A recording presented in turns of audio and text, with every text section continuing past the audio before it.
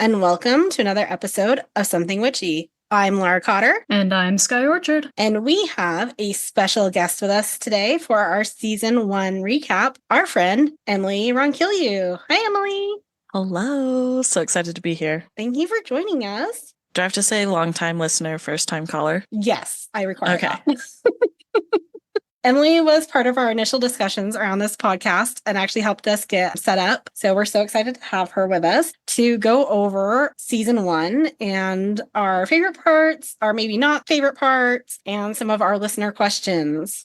So overall thoughts on the season, like, was it good for a first season? Were you expecting more? Were you expecting less? What do you think? I think that for a first season, it is what you would expect from a first season. You still have your growing pains. You're finding what works and what doesn't work. Probably much like this podcast here. We're taking our steps into greater and better things with season 2. Yeah, I agree. I feel like it was a very, good for a first season. At least we got a second season, right?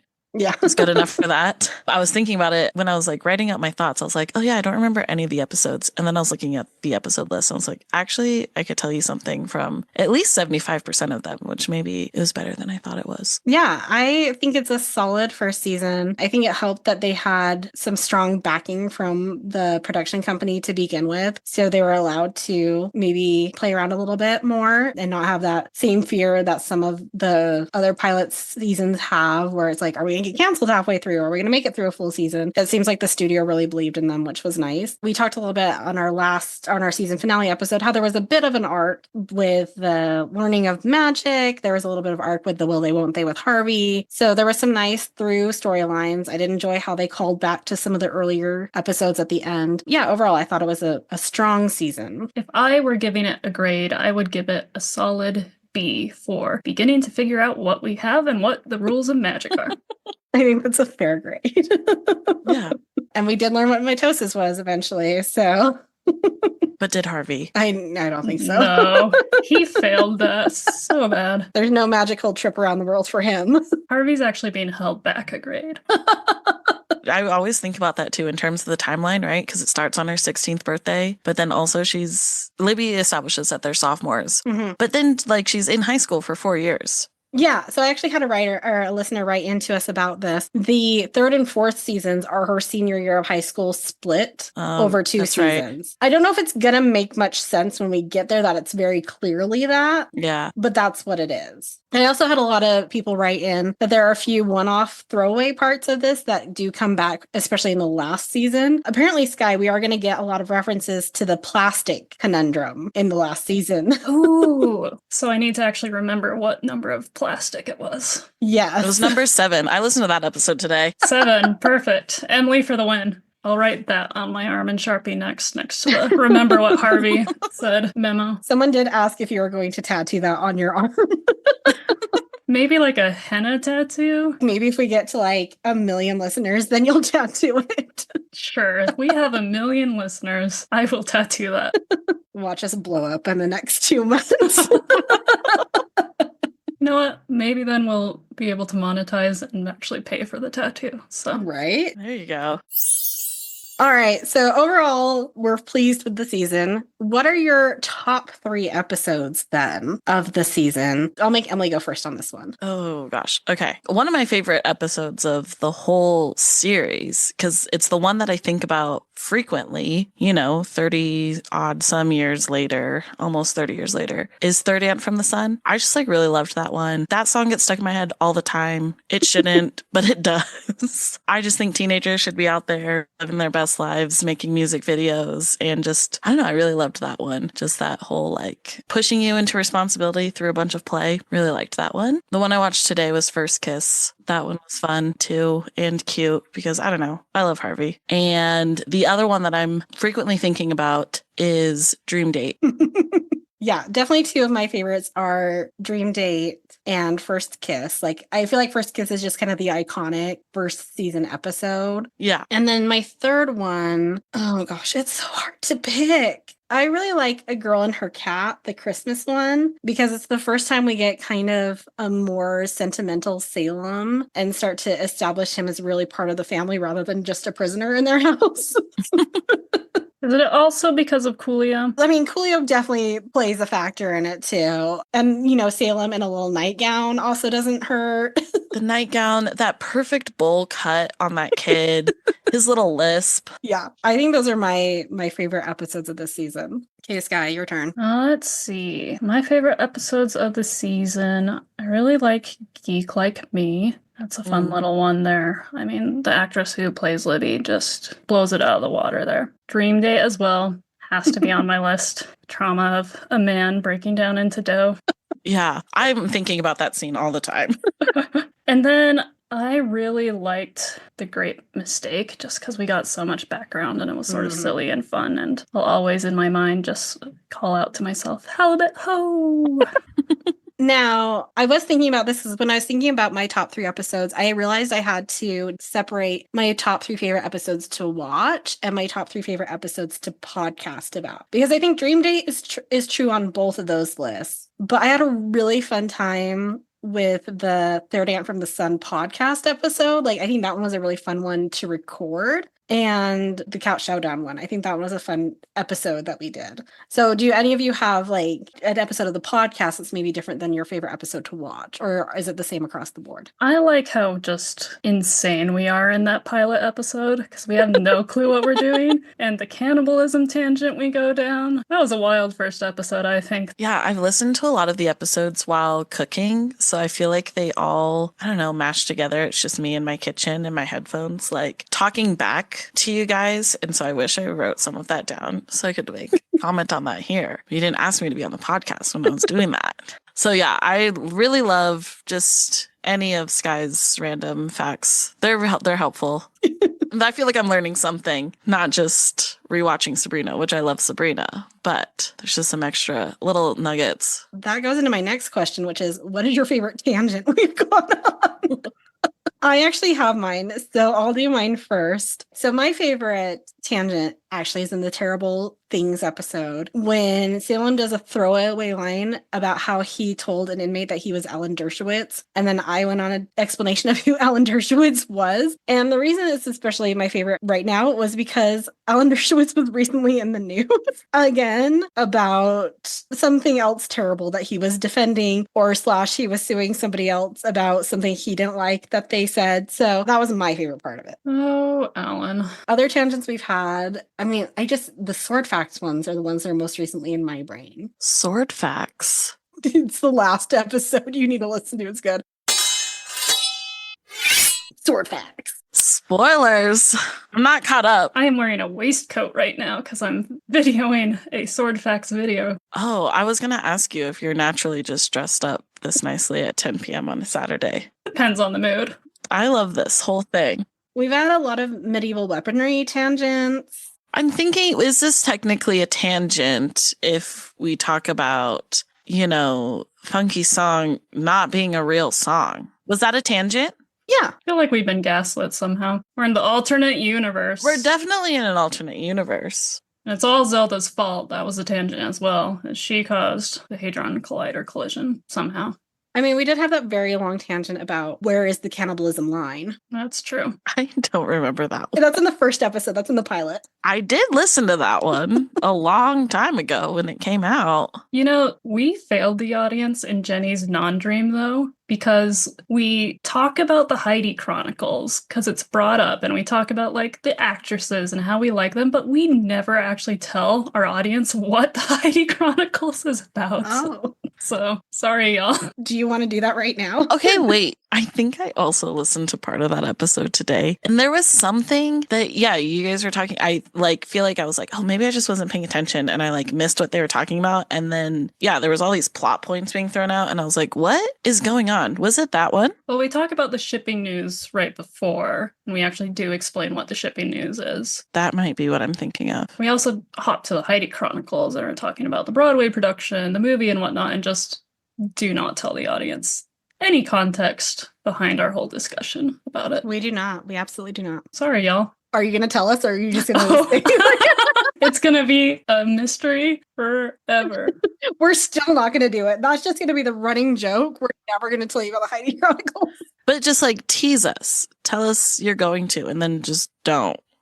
Yeah, I'll give you a little taste, a little Okay. tease. There's a man in it named Peter Patron, who is a gay pediatrician, who is probably Heidi's best friend. That's your teaser. Season 2 recap. We'll give you a little bit more. You have to keep tuning in for all 7 seasons if you want to figure out what the Heidi Chronicles are.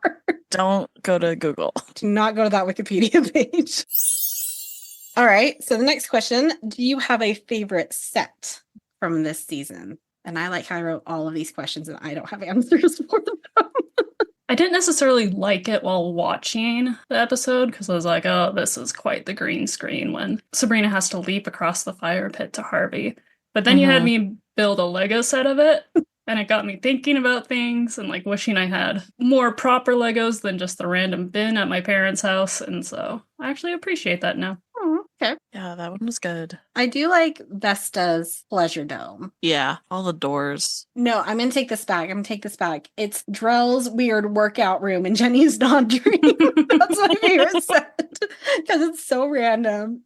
It was clearly they just went to the props department and grabbed whatever they could find. And we're like, here we go. This is magic now.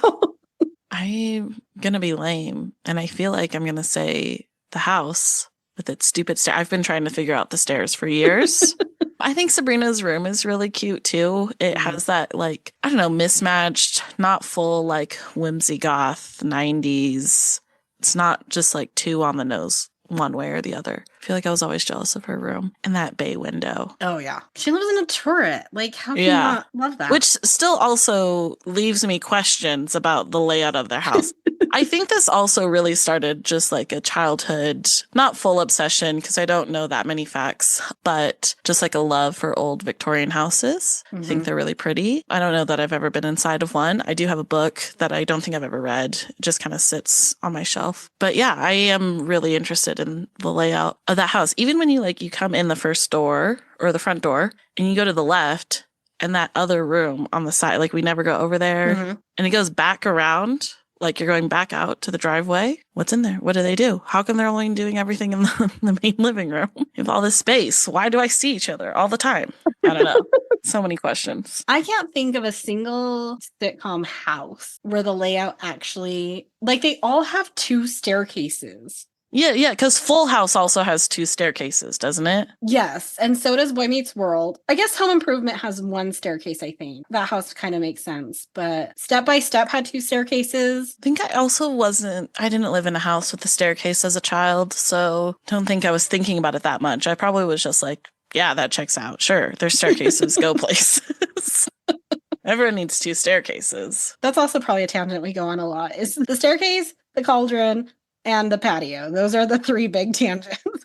I picked up on it when I was trying to binge watch episodes, listen to episodes today, and that did so well for me. But I did notice like Salem's Little Medieval Chair. Then I was listening to an episode and I was kind of picking things at random and then heard Sky talk about Salem's Little Medieval Chair. So I hope that comes back again. I've seen it in at least 3 episodes today. It's cute. But I also just want to know, like, how Salem is so independent on doing things. He was like, I don't know, he was doing his makeup in, like, one scene. Like, he had, like, cologne, and he was, like, rinsing his teeth and all this when he was getting ready for his little girlfriend. But I'm like, how did you pull this chair up to this kitchen sink? Where do you put your things? Like, do you just rely on the aunts and Sabrina to just clean up your mess? Like, put away your things? I'm convinced that lint monster is still in the house somewhere. Maybe they're buddy-buddy, and the lint monster is moving things around for Salem when the aunts and Sabrina aren't home. Making it canon. Done. It makes as much sense as anything else so far. Yeah, truly. Just make something up and it's probably right. Okay, if you could pick a spell from this season that you could actually do, which spell would you choose? I don't know, probably Dream Date. I live in Southern Utah. It's hard out here to find a good date. I don't care if it only lasts a couple hours. Like, you know. You want some Mando? That sounded so bad. Is it Mando or Mandu that's like Korean pot stickers? Yeah, I don't know. I think it would be fun. All the time I'm thinking like, oh, I should be doing fun things. I do fun things when I hang out with Laura, which is like 3 times a year. I'm trying to think what one I would want. I feel like so many of them backfire on you. Yeah, I think that's the point. We're teaching teenagers lessons. I did appreciate the like the butt inflation spell. It was so ridiculous. But I feel like if you did that on some people, they'd be like, oh, this is great. Like, I don't know if they'd see it as a punishment. Yeah, the way they inflated his butt, though, I had some questions. I want to talk to the props department. Like, what did they just, like, I don't know, put balloons in there? I'd probably go on more dates if there was a 50-50 chance of me turning a guy into a frog if I kissed him. Interesting. You'd be doing a service for us all. Right? You know how many people I'd be kissing? I do have like a lot of questions about, I know Sky is usually the one bringing up all the inconsistencies in the magic, which I truly appreciate. But watching that episode today, I was like, one, how did they not tell her up until this point? Now she's like, what, 6-7 months into knowing about magic. And now after she gets close to kissing Harvey, they're like, actually, because what did they say? They said that it was any first kiss with a mortal man. So like she could be kissing more mortal men and they're turning into frogs? Or is it just her first kiss? We don't know. They are playing fast and loose with teenage hormones, those ants. Yeah. Expecting your teenage niece to tell you everything. Like obviously they have like a semi-open, transparent dynamic that Sabrina does tell them things. But what teenager is like telling their aunts, I'm going to go kiss this man? Or doing it at home, too. That was the crazy part. Yeah, they're lucky that it was an enclosed space. Like, what if they'd been out at a park? Yeah. And Frog Harvey just jumped away, and that was the end of Harvey. Yeah, and he went into a little pond with all these other frogs, and then now she has to, like, find the frog in the pond. Okay, do you have a spell? Well, first I was like, well, it'd be fun to turn into a cat, sort of like in Cat Showdown. But then the laziness in me was like, it would be really nice to just summon the drinks I want. Sort of like how she summons the milk. Like, if I can summon my protein coffee and don't have to get up and make it and blend it and do the dishes, I'd be drinking a lot healthier than I do. Would you be okay if it was off-brand? Sure. Good. Those are my questions of kind of the overall recap of the season. I did have a question for you specifically, Emily, about the podcast. It's just like, what do you think that's working well so far for us? And then do you have any advice on how we can get better or things that we should try? Not to put you on the spot. Not to put me on the spot. Okay, I did do my research, aka I have opened this document more than 2 times since before recording this episode. I, host my own podcast and I'm very like, I need the notes. I want to know what we're talking about. This is also weird because this is now the second time I've been a guest on a podcast and the other one was only like 2 days ago. Oh. And they would not give me any questions or like topics or anything. They just said, listen to our other episodes. I was like, no, just tell me what you want to talk about. That's scary. It can still be a conversation and you can still tell me where we're going. Anyway, I think it's fun. I think like for me, one of the fun things, it's like not too overly personal. You know how so many podcasts, you're just like, all right, I'm just like friends with these people and they're just talking about their lives and I care about them now. I love that you guys don't do that, but I do. I love Sky's history facts, all the facts. Bring me back into the real world. Teach me something. But there is still enough kind of fun banter. It's conversational that as I'm listening, I'm like, I want to join in. I feel like that works. We did have someone ask us if we would consider doing a Patreon so there could be more interaction with listeners. But you pay for a Patreon, right? Like you'd have to be like a subscriber. Yeah. Would people pay to listen to us? That's very daunting. Yeah. I know. I mean, I guess we could put Sword Facts with Sky behind a paywall. Oh. Honestly, Sword Facts with Sky. Shoot off. It's true, we're only dropping 2 swords shortly, or I guess we'll have dropped it before this airs, hopefully. But I have more swords, and shooting Sword Facts has made me realize I should buy even more swords. And now it's a business expense. Yeah, that was my next question. When you say I have 2 swords, I was going to say with you right now. That's true? Oh yeah, they're right on the table in front of me. I love this. Sword Facts. Yeah, Patreon. I don't know what you would do. I feel like most of the podcasts I listen to that have Patreons, it's like, oh, you get like the full video of us. And I'm not brave enough to release these videos. Are you kidding me? I'm wearing my bathrobe. We're not releasing this video. It's cold in my apartment. There's so many cats. I dressed up today. Yeah. You did. I have soy sauce on me from dinner. I do have this sweet shirt that's got like a crying Virgin Mary on it. I think there's a sword. There's not a sword on this one. The sword's on the other shirt. Yeah, Patreon, I think there can be like a $0 level, and then you can do tiers, but it sounds daunting. I don't want to push people like using Meta because there's, meh about most social media apps right now, but honestly, we could interact with people like on like our Facebook page might be an easier way to like have dialogue. Oh, you could create a Facebook group. Oh yeah, could turn our page into like a group or something. I was like, I'd rather invite people to our Discord. Oh gosh, a fan Discord. They don't need to see the insane things we put in. Where there's nothing for like 3 weeks. Emily, do you ever look at our Discord since you set it up and go, what the crap are they thinking or doing? I was sometimes because I was still getting notifications. And then my phone was like, you're not using this app. So it offloaded it. So it wasn't downloaded anymore. So I wasn't creeping. But I don't know. Sometimes I'll just go and scroll. But there's a lot on there. And I'm like, I don't want to be this late to the party, Discord would be fun. I just want to hear what other people have to say, I guess. We do have quite a bit of interaction on Instagram. Like people will DM us or comment on things. Yeah. But it's mostly like to us. It's not like with each other. And I'm wondering if that's what people want, is that ability to discuss us amongst themselves. Oh gosh. Someone else can moderate, whatever that is. Maybe that's a season 2 question. We'll see if we get any bigger and we feel like the social media is just getting drowned out. I must say our TikTok has 2 followers. One being myself and the other being Alameda County. Like the official TikTok for Alameda? I think so. Busting out my iPad because that's how I watch my TikToks because I like to shame myself into getting off of TikTok. So I don't think I'm following. I'm going to do it right now. We could get 3 followers for the whole 5 TikToks I've actually managed to upload. Okay, but also why is Amanda not following us on TikTok? Yeah, she needs to push us. She has the gazillion followers. But you already have 3 followers. I'm not even following yet. Oh. Who's Jill? Oh, Jill's following it. Jill's my girlfriend. I thought she wasn't for some reason. You have 4 followers. Wow. Woohoo! Watch it happen live, y'all. We've gone up 25%. Okay, but Alameda County's got a sword in their logo, so Oh. maybe They're my kindred spirits. River Song is now at the swords at the table, and I'm scared because I'm in her chair recording. Well, if you get stabbed, we'll know why. Yep.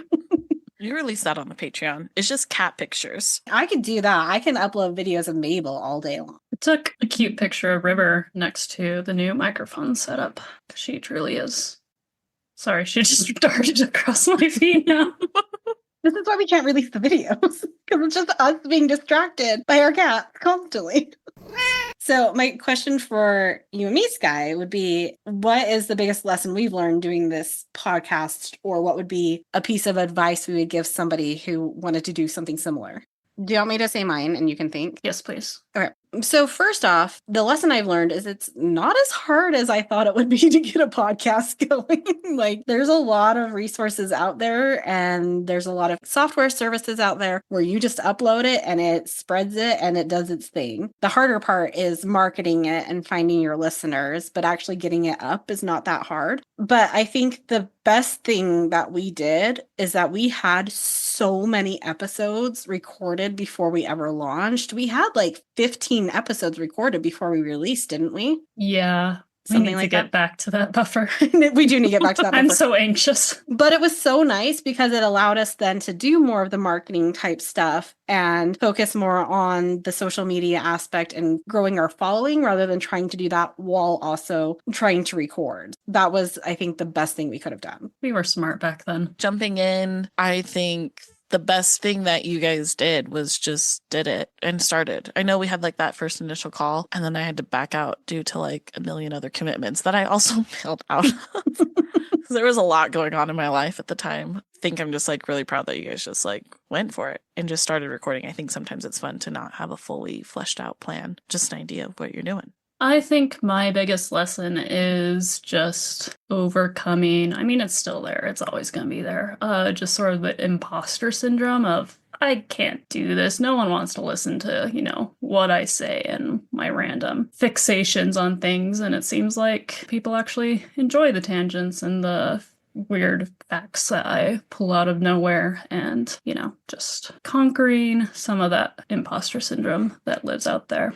I will say one of the things that I'm still trying to figure out is where I put in those goddamn chimes. There is no set actual rule, I feel like, of when I do. Like, sometimes it makes perfect sense, but sometimes it's just like, and we're gonna put one right here, but there was another tangent, but it only lasted like 15 seconds, so do we really put in another chime? Like, true chaotic neutral right there of, I'm just gonna do it now. Maybe one day there'll be structure to those chimes. I wouldn't count on it, though. 2 things. 1, good luck with the chimes for this episode. Yeah. 2, I think we should have an episode where you just put in every chime. Like, anytime you think there should be a chime, just all the chimes. 40 minutes of the chimes. Let the chime impulse. I was like, I did record... at the museum, we had like these sound sculptures. So they sound like chimes. It's just like poles of metal. And I would go and play them. And I did turn that into a full podcast episode. I was like, here's 20 minutes of me banging metal. Ooh, I want to go do that. So if you want 20 minutes of chimes, I can send you the link. That can go on Patreon. It is free on YouTube and Spotify. Perfect. We just won't tell you. We'll put it behind a paywall on Patreon. Yeah. I think it was kind of refreshing to have this be Sky's like first watch and kind of get the first impressions of it. I think that's better than just having people who have watched it, multiple times or have that nostalgia with it. I feel like that adds a really nice touch to the conversation. Yeah, I agree. Although I didn't figure out it was Sky's first time through until like 20 episodes in. Hey, I've seen like 10 episodes here or there. I feel like we talked about that on the initial call. Yeah. We probably did. There was a lot happening and my brain's not what it used to be. Fair. Touche. No, it was the animated series I know. Not the best, but yeah. Obviously I've seen a couple of the episodes growing up of the real people. Yeah. I can't tell you a single plot point besides the ones I've watched this past. It's almost been a year since we started recording, actually. That's how much of a buffer we built up. Yeah, that's what Laura and I were saying before you hopped on. I was like, wait, was this a year ago? Mm-hmm. Because I bought this mic to record this podcast. I have it on my 2023 taxes. I can find the Target receipt for this microphone. Or 2024, I guess. I can't believe that was already a year ago. It's gone by super fast, but also it's like one of those moments where like we are determined to see this through till the end of the series. But it's one of those things where I'm like, oh my gosh, so it's gonna be like probably 4 years. Where am I gonna be in 4 years? What is gonna be my life?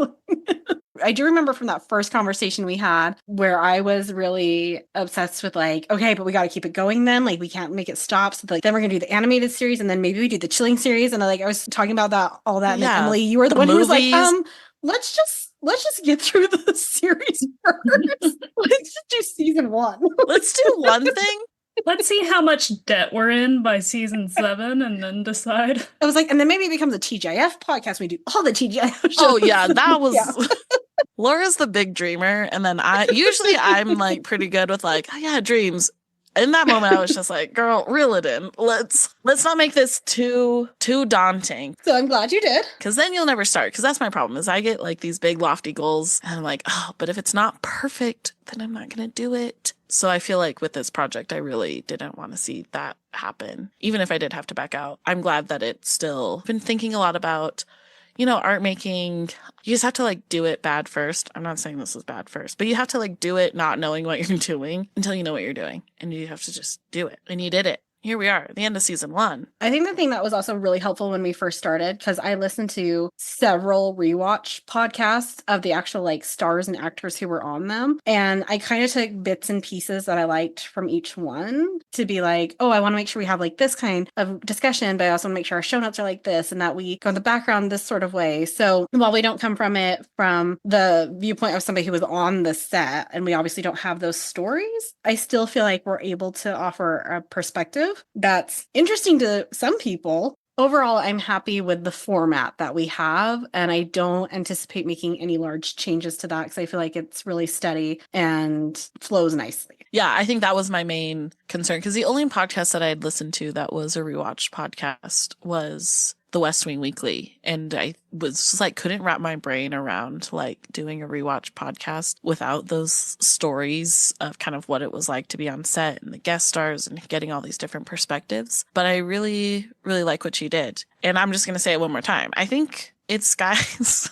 like extra tidbits of information, because I feel like it does take that to the next level of not just this happened and then this happened and then this happened. Like you're not just telling what happened throughout the episode, you're adding in things to talk about. Neurodivergence for the win. How do you decide which tangents you're going to go on? Do you just, anytime you're watching an episode, are you just like furiously taking notes and be like, I'm going to research this and then this and then this? Do you narrow it down? Are there things that you research that haven't made any episodes? There isn't anything I've researched that hasn't made the episode besides the plot of the Heidi Chronicles there. But I don't make a list researching after the episode. I literally pause and then take 20 minutes, however long, and then resume the episode. And it's really just whatever calls out to me. Like, Laura got mad I didn't research the cotton gin, but that just didn't speak to my soul. It's the squirrel. I hear a word and I'm like, that. How long do you think it takes you to get through a single episode of Sabrina? It definitely took longer the earlier ones, because I do feel like the earlier episodes had like a lot of book names and a lot of like props that or weaponry and stuff there. These later episodes, I feel like we don't get as much, book names or other references that really pop my attention. So hour and a half for a 20-minute episode, I'd say. So much time to dedicate to this podcast. I love it. Oh yes, and then there's the editing hours. Yeah, the recording, the editing, the going to concerts for promotional material. Oh man, that went on the business expense list. It's true.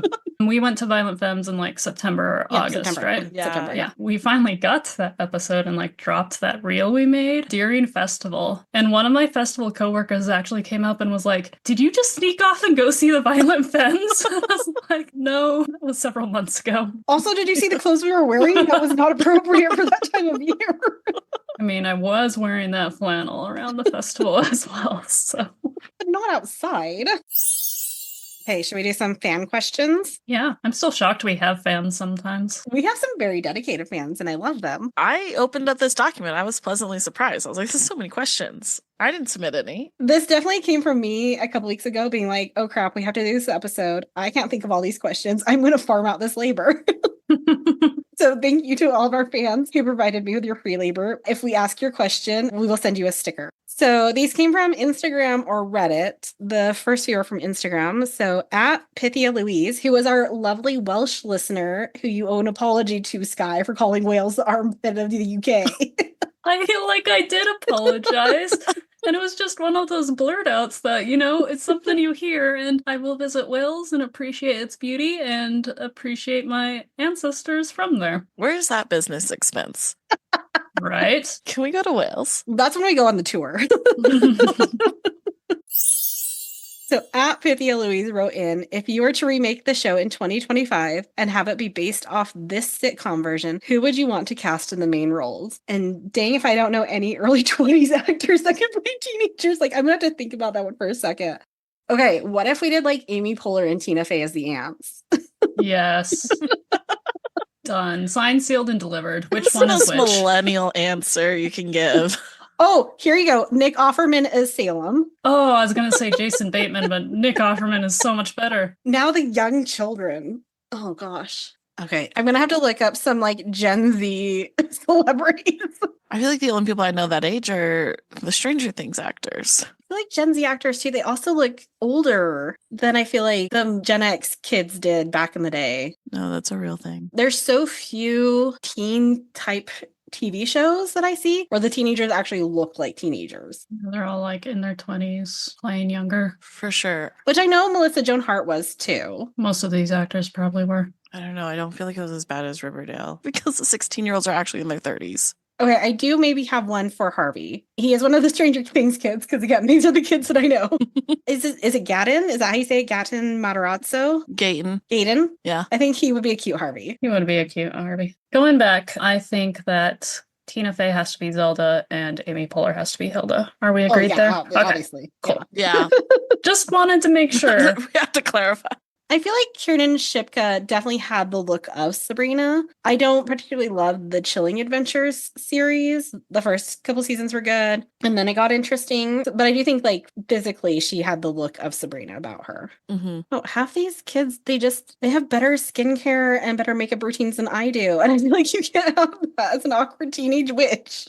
Okay, yeah, but like YouTube was already around when they were born. Like, I know. I think she might be a little too old, but Elle Fanning, I think, would be cute as Sabrina like a couple years ago. McKenna Grace is 18 and sort of has that Sabrina look as well, I'd say. Yeah, that works. Captain Marvel, Haunting of Hill House. That one was good. Handmaid's Tale, Ghostbusters. Okay, I will accept that. She sings, so she can sing Shake Your Fammy Whammy in the music video. Done. Jenna Ortega, I think, might be fun as Libby.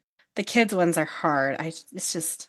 Like, under Gen Z actors, they're still listing Tom Holland, and I'm like, he's too old for this. I need the younger end of Gen Z. yeah. Yeah, they were recommending Florence Pugh as well, but she'd be great as well if she weren't almost 30. Oh, what if Florence Pugh was like an older version of Cousin Amanda? Oh.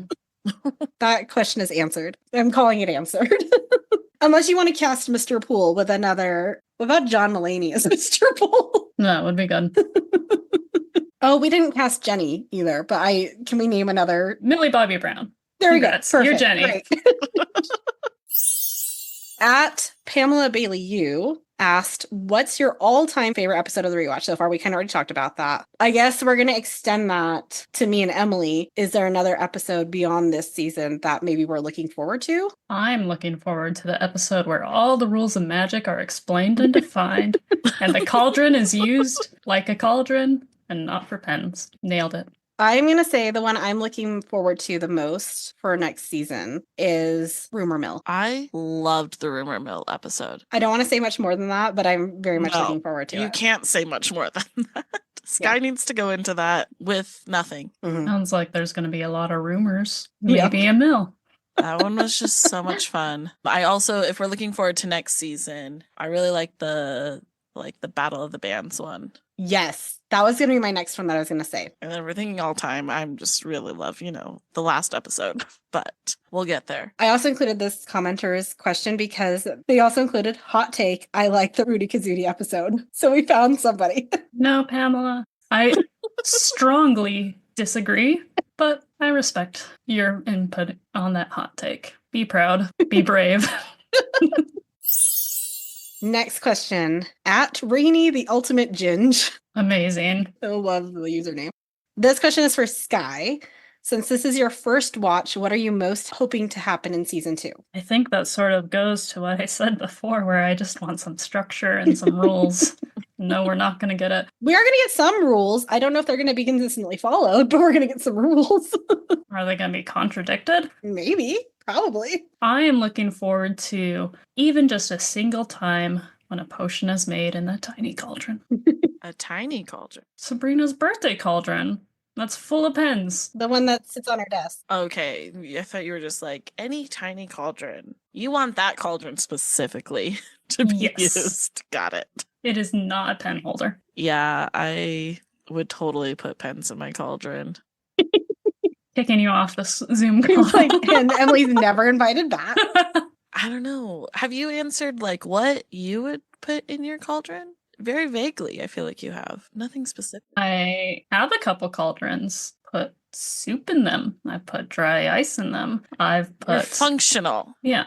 What you would expect a cauldron to have. But if I did want to use it as a storage device, what can I store in it that is acceptable to you? Salt, crystals. Crystals, I think. Salt would be okay there. My brain's instantly going to like rounded objects because it just feels nice like to put your hand in and whatnot. Like corn kernels. I was going to say like marbles. Yeah, I was going to say marbles, my bouncy ball collection, corn kernel. Some of those like aquarium Some pebbles. pinto beans. Corn kernels was not on that list. It would be really great if I had these like dried corn kernels, some pinto beans, and then pens sticking straight up. No. In there. The best thing about the fall is corn bellies down in Utah County. They have a giant pit of corn kernels. Mhm. And I tell you, it is the best thing to just lay in that pit of corn. Oh, It's what dreams are made of. It's the perfect amount of stimming. Like, I don't know. We have very different dreams.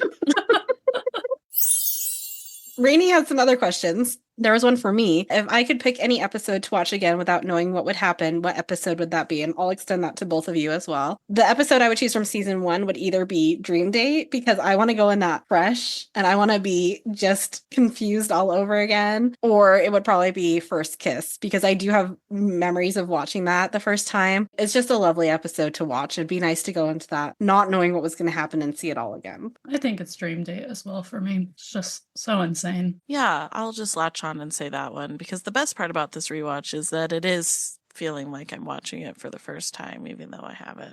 I don't know where that thought went. Anyway, Dream Date. So then the last question from Rainey is, if you could pick anyone to guest star on an episode of Sabrina, who would it be? It could either be a 90s hottie or completely in our current era superstar. And I have the answer, and it is Ryder Strong, and it's 90s Ryder Strong, and I want him and Sabrina to go on a date. Strong feelings. Strong feelings. Strong feelings about Strong. Because it's weird, because next season she will have a cameo in Boy Meets World where she went on a date with Eric, who's played by Will Friedle, who is like 3 years older than her. He's in college, she's in high school. It does not make sense. It should have been Ryder Strong. It should have been Sean. Interesting. Yeah. I knew of the other TJF shows, like I wasn't watching them. And how I was watching Sabrina was kind of in a weird way. My dad's coworker would videotape, like tape them onto VHS, and there'd be 4 episodes per VHS. So every month I would just get a new VHS tape of Sabrina episodes. Oh. So I was really only watching Sabrina, and I feel like I watched Boy Meets World every now and then, but I'm not as well versed. So I had no idea she was on that show. Maybe we should have you back for the time travel episodes in season 2, if your schedule allows, because we're going to watch all 4 TGIF shows that happen that night, because the time travel happens to all 4 of them. Oh, yeah, you know how to get a hold of me. We'll make That's it gonna be work. a crazy episode. All right. Anybody else have opinions on a guest star? It can be a current guest star. It does not have to be a 90s person. I want Saoirse Ronan. Like, bring in as like a distant cousin back from the old world. She would be mom or dad's side. Dad's side, like Okay. witch from the other side of the pond, cousin, visiting the USA. Or if there are leprechauns, she can be part of the leprechaun episode. Drop some lore about these leprechauns we might get. I think you're going to be disappointed when we get to the leprechaun. I'm sure I will be. The only guest star that comes to my mind, I'm not going to name who it is, so nothing's spoiled for Sky, but pops up in season 4. That's the only person I could think of. It's already on there. Oh, and you don't want to say who it is? I don't want to spoil it for Sky. Oh, I okay. will not remember. I can guarantee you. You said season 4. We got another year and a half, 2 years before we get there. I just saw the words 90s hottie and I said, yeah, season 4 opener. Season 4 opener. Okay. Just think Paris, the Paris hotel room. Oh, okay. Yeah. There's some crossover there too. All right. Our last Instagram question, and I don't know why I didn't, but I think this one came through our DMs, which is why I have her name and not her username. So Wendy Rod asked us specifically for Sky, what has been your favorite moment of season 1 so far? And we kind of discussed that, but what's been the worst? And this person says they think they know what the worst is, but they still want you to say it. I'll say it just for you, Wendy. Rudy Kazootie. Ghoul. It's just so creepy. Sorry, Pamela. We've had a few people comment that is like, if Sky thinks that one's bad, wait until they see what happens in season 6 and 7. Oh dear. As long as they're not like giant babies, probably be okay. I don't think that happens again. I think that scenario's done. Thank God. I stopped my rewatch when we started this podcast, and I was like a few episodes into season 6. So season 7, we're both going to go in blind pretty much. Okay, our last fan question is from Erin Rachel Cat from Reddit. They said, I've really been enjoying your podcast. In one episode, Laura hinted at an interesting feeling about Dashiell, played by Donald Faison. Is it that you think he's a good suitor for Sabrina? And so I know this is a little bit of a spoil for Sky. My feeling on Sabrina's dating life is that I wish we would have more exploration in dating people who are witches or half mortal, because I feel like we don't really get a lot of that, of her having somebody who she dates that can fully relate to who she is and what she's going through. And I think having to do that already as a teenager by yourself is hard, but then having to do that while dating somebody who you cannot show that part of yourself to is even worse. So I wish that there had been a little bit more, just over the series in general, that there had been more exploration of romantic interests who had a magical background. I'll say that. Yeah, I'll have more thoughts around this whole topic in season 2 that we'll discuss at length, I'm sure. Dashiell was played by the actor who played Justin. Uh-huh. Yeah. Okay. Donald Faison from Scrubs and Clueless, which you haven't watched yet, but that's going to be part of our season 1 break. Clueless or Scrubs? Clueless, not Scrubs. Do we want to do a little quick blind ranking game? We can each just do one. We don't have to do all three of us doing all three of them because that I think would take too long, but we'll do a little game. So, Emily, I'm going to give you the question. This is going to be the person you would most like to sit next to on an airplane. Sky, can you take notes for me as to who she ranks 1 through 5? Because I have too many other things I have to do right now.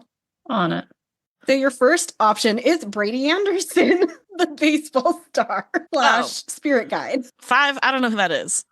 Okay. Brave choice. Okay, next option.